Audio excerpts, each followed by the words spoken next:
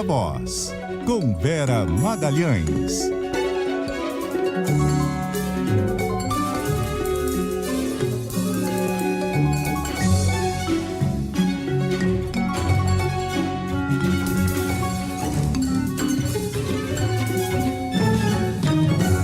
Vera, boa tarde, bem-vinda, tudo bem?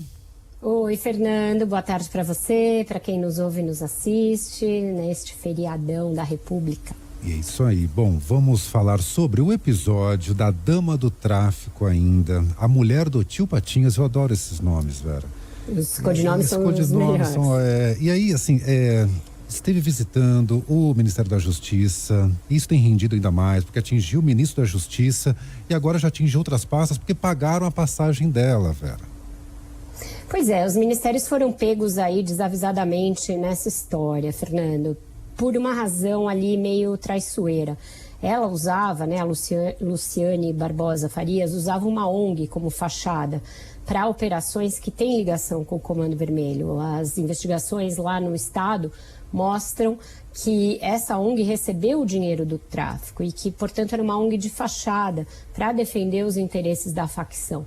Mas foi em nome dessa ONG que ela transitou por Brasília, teve em audiências no Ministério da Justiça e agora, como a gente sabe, teve inclusive passagem e hospedagem custeadas pelo Ministério de Direitos Humanos para participar de um ato no Ministério dos Direitos Humanos contra a tortura em presídios, sendo que a gente sabe que o chefão do tráfico do CV lá no Amazonas, o marido dela, o tio Patinhas, é conhecido pelo requinte de crueldade com que ele inclusive executava vítimas. Isso é uma das razões pelas quais ele está preso.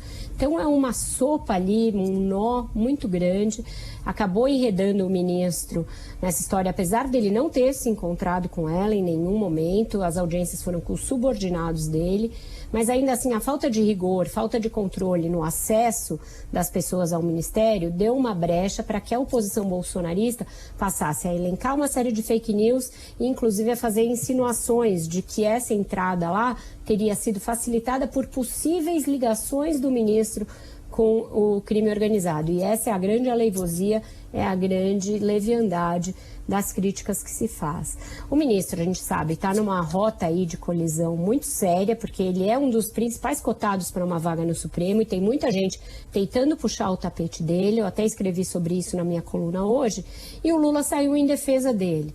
Saiu em defesa dele dizendo que ele é alvo desse tipo de ataque, de fake news, por estar empreendendo um trabalho ali de combate ao armamentismo selvagem, segundo Lula, enfrentamento ao crime organizado, ao tráfico e às milícias e à proteção à Amazônia. Que então ele estaria angariando muitos inimigos e por isso toda essa artilharia contra o ministro, que eles não vão recuar e que o ministro está prestigiado.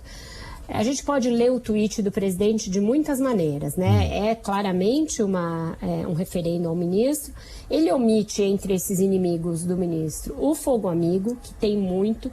O próprio PT é um dos principais autores desse fogo amigo, não quer o ministro no STF e também gostaria de ficar com ele, PT, com a pasta da segurança pública, mas o ministro faz ali um endosso ao trabalho do ministro no Ministério da Justiça, o que foi lido pelas fontes com as quais eu conversei, aquelas que eu consegui achar em pleno feriado, como um sinal de que o Dino fica no Ministério e que ele não deverá ir para o Supremo.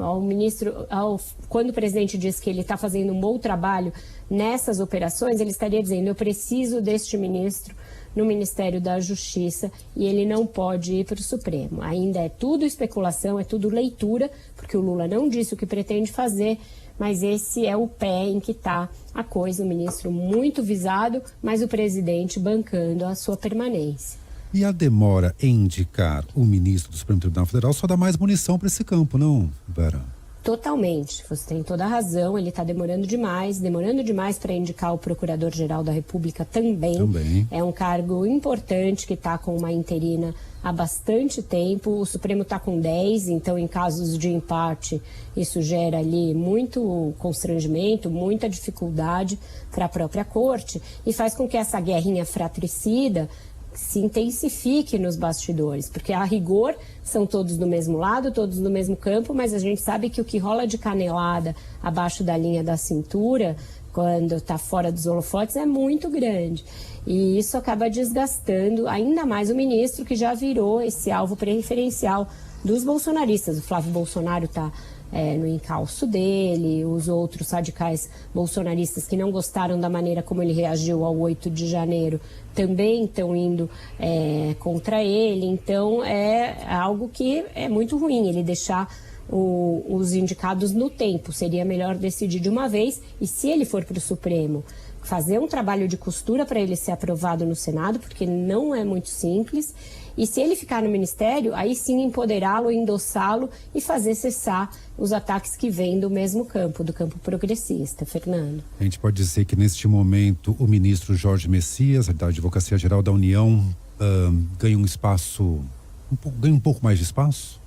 É o que eu ouço. Embora muita gente, muitos juristas e muitos ministros, inclusive, do Supremo, façam restrições ao fato de o Jorge Messias não ser alguém com um elevado saber jurídico, ou pelo menos não ter grandes publicações ou grandes contribuições nessa área. Ele é, claro, advogado-geral da União e tudo mais, mas é visto muito mais como uma escolha do presidente numa bola segura de alguém da sua confiança, do que de alguém que seja ali reconhecido pelo seu saber e pela sua contribuição ao direito. Nesse aspecto, tanto o Flávio Dino quanto o terceiro colocado nessa lista, que é o presidente do Tribunal de Contas da União, Bruno Dantas, são mais gabaritados, têm mais estofo jurídico, mais contribuição na área jurídica, mais publicações, etc.